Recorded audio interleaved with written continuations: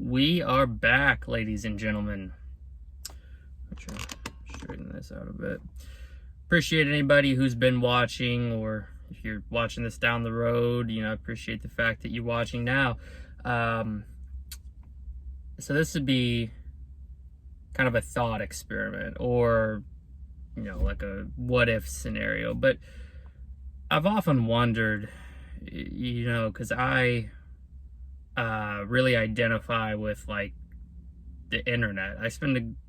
I've spent a huge chunk of my life online, and day to day now it's so intertwined into everybody's life that you have to like go on a freaking digital retreat. Like, you got to cut off your internet, your cell phone, to like completely unconnect and get away from all of the information overload, essentially. And I touched on it in another video how I think that might even be contributing to ADHD. But this video is specifically about social anxiety, and I guess to a lesser extent generalized anxiety. I often wrestle with the thought, like, what would have happened if I would have been born. I'll roll down my window, it's hot in here.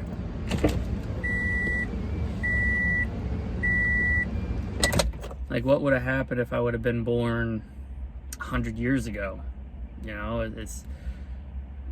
I've often looked to the internet as like a retreat, a safe space, a form of getting my like social interaction dose and getting like pretty much a good chunk of my life online. And it's not all bad, and I'm going to get into that later. But it's interesting, I always gravitated towards interaction online. When I was growing up, especially when I was like a preteen to a teenager, instant messengers were in. If you're younger, you probably, everything's kind of been narrowed down to where it's like Discord or Kick, if that's still around. And then texting. There's like Facebook Messenger and Instagram Messenger, I guess, which are more modern, like versions of AOL Instant Messenger, Yahoo Messenger, MSN Messenger, all of that stuff. They're just more connected. You have like a social media profile and everything. So I guess those are better examples. But yeah, it's weird how much time I spent online. What's even weirder is you look at, I don't want to call it a waste, because it wasn't. Like, it's all I had, right? Like, I met a lot of cool people online. I was just thinking about that the other day. Was like, all the people I used to do instant messaging with, they were the people I considered my friends, when I was like 13 years old. That was like, God, 15 years ago, 16 years ago. I'm really curious what happened to those people, but that's a topic for another day. I've often thought about like trying to, I don't know how I would find them, but yeah, it would be interesting to talk to them now. It really would. So I kind of use the internet as like a vessel of sorts. I wasn't capable of going out, having real friends, going over to other kids' houses, playing, hanging out, whatever. So the internet was my vessel on how I got my social interaction, or how I got my fix. Now, I think I've always been an introvert by nature, so I don't need a ton of it, but that's just how I got it. But at times I look back on it and it's like, was this a double-edged sword? Like, if my parents would have pushed me harder to, like, I don't know, forcing me to go over to other kids' houses, or, like, if I didn't have these anxiety issues, would I guess I shouldn't say if I didn't have the anxiety issues, because that would be self-defeating, but if my parents forced me to go over to other kids' houses, or if I tried harder at overcoming it, would I have been able to adapt? That's a big thing for me. I don't know. I feel like I'm fairly adaptable as it is. I'm a functioning member of society. I've got a job, I've got a house, I'm married, I've got a ton of animals that I take care of. So it's not like I'm crippled by my anxiety to the point that I can't function. It did get bad enough recently where I needed to, get on medication, but I think that should have happened a long time ago, for being honest. Specifically, using my earlier example, like if we wound the clocks back 100 years and it's, 1922, right? There is no internet. And it's not like I can replace face-to-face social interaction with, mailing letters. You can't get you can't even get like an instant messaging type situation there. I mean, you're gonna be waiting weeks for a reply.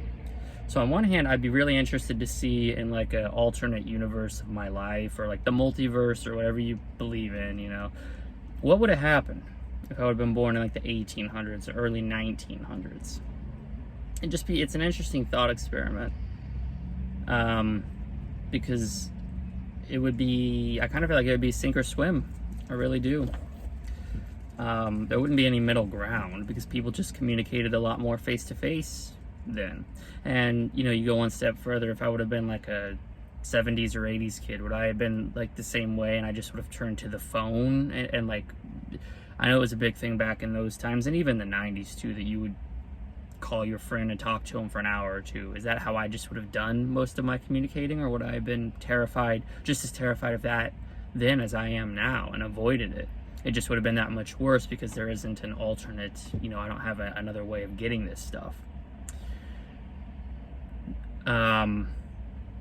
All that being said, because that's a whole lot of assumption and a whole lot of negativity, or at least to me it sounds like I'm being negative. I'm really not. I'm just posing questions framed against how I've lived my life.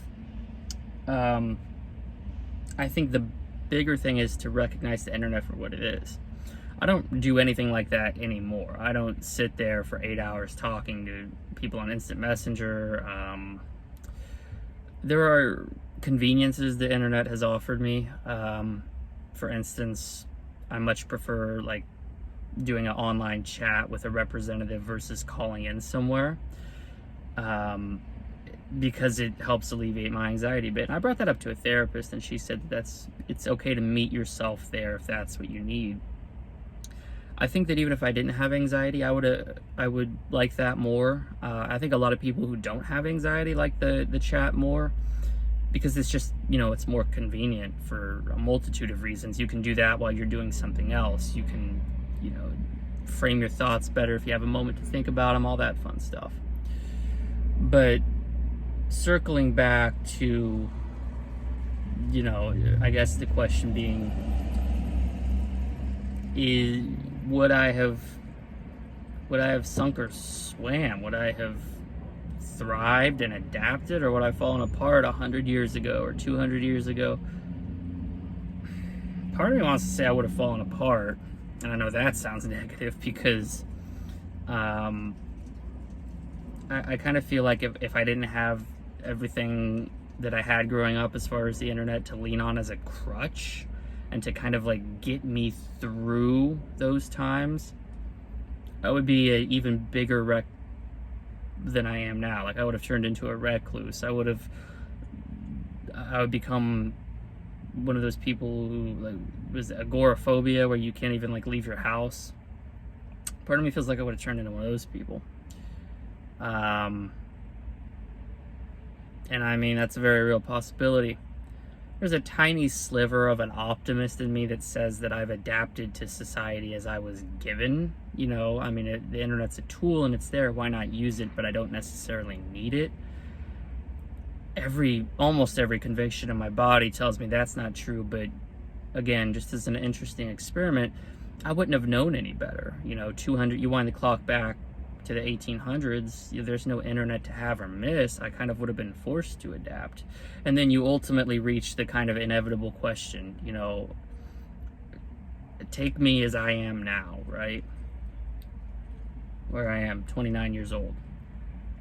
And you pit me up against this alternate reality version of myself that maybe grew up in the 1800s, who had no I'm not going to pretend to know like what I'm about to say is true, but I'm assuming there are very little, if any, mental health resources for like anxiety and things like that. So it would have been literally adapt, or you're going to be an outcast, shunned, and probably like exiled, and you're going to die, or at the very least people are going to be a lot harsher judgment wise than they are today.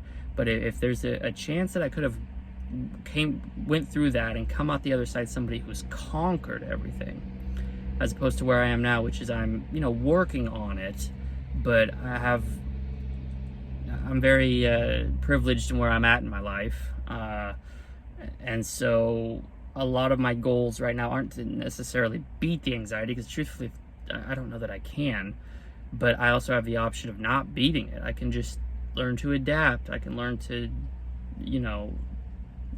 live with it and manage it the best I can through therapy and medications, stuff like this. So I pit those two people against themselves in my head: the hardened, beat my anxiety because there was no alternate option 1800s version of myself versus who I am today. And would I prefer being that person? You just strip all this away. The internet's not an option. Cell phones, YouTube, instant messengers, all that. You strip all that away. But if there's a version of myself that doesn't have these issues to begin with, maybe it's for the best.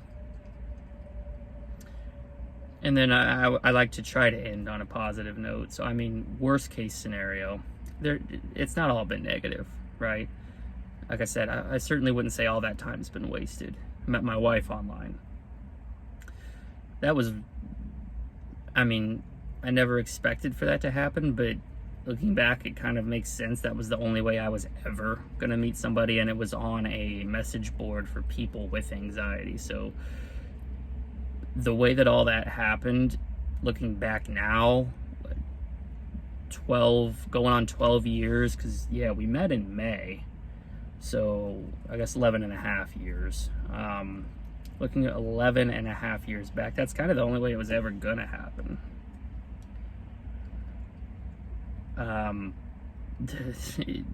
Which is more than fine by me. I think it worked out very well for both of us. And there's other stuff that I've done that I don't think would have been possible without the internet. If you've watched other videos of mine, or if you know me, I'm an author. I've published books online.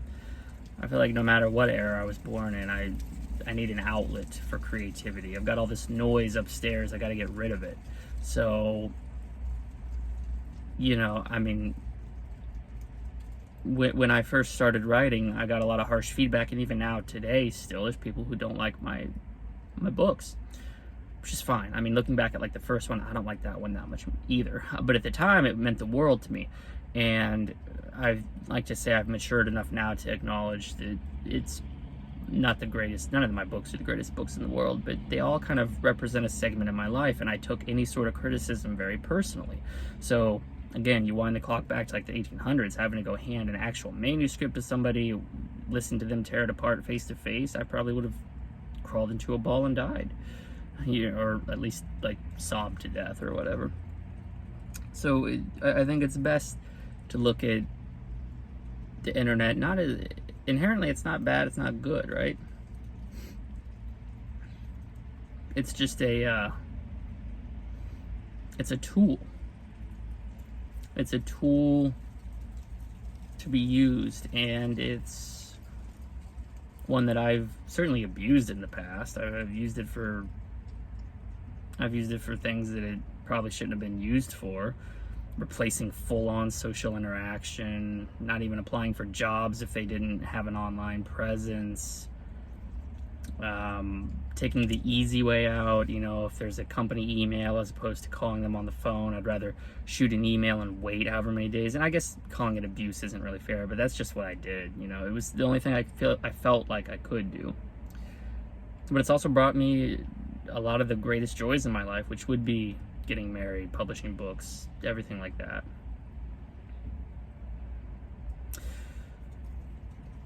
So at the end of the day, I guess the conclusion I'm trying to draw here is, in that perfectly idealized 1800s, where I have no anxiety and I powered through and I'm at the same age and I can just say and do whatever I want and I don't get nervous and people don't intimidate me and I can be confident and I can be, strict, or I can be assertive when need be, because I can't do any of that now. I think I'd still choose now.